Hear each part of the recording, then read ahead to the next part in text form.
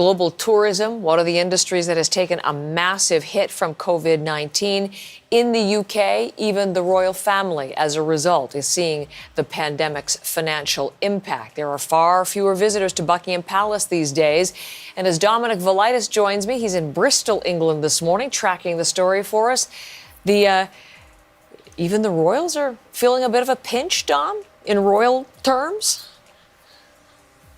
Yeah, that's right, Heather. They've just published their financial report covering the 12 months up to March 31st of this year. And with that has come a warning that the royal accounts could lose about $60 million over the next 3 years, due in part to the pandemic. Now, if we break that figure down a little, the impact of lockdown on visitor numbers to venues like Buckingham Palace and Windsor Castle is expected to lead to a loss of about $25.5 million, while that huge 10-year, $630 million budget to refurbish Buckingham Palace is now expected to come in about $34 million short. So a potential $60 million black hole in the royal finances over the coming years, Heather.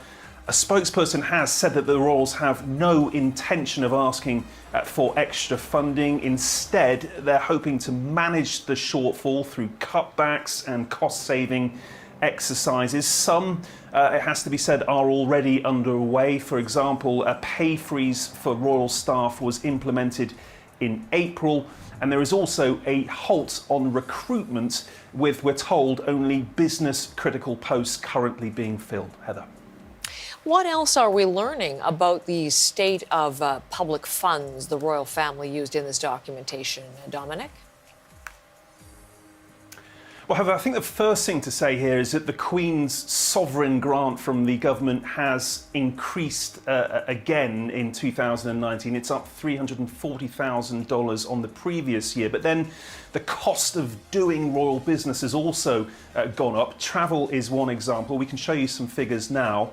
Harry and Meghan's tour of Southern Africa in September 2019 was by far the most expensive royal trip. That came in about $420,000. And that trip, of course, was undertaken just months before the couple quit royal duties. Prince Charles's visit to Oman, meanwhile, to mark the death of Sultan Qaboos bin Zayed, cost a little over $359,000. One more figure for you, Heather. Prince Andrew took a trip to a golf tournament in Northern Ireland. That cost about $27,000. And again, that trip was taken just before he was forced to stand down following that disastrous television interview about his alleged links to the former financier Jeffrey Epstein. Heather.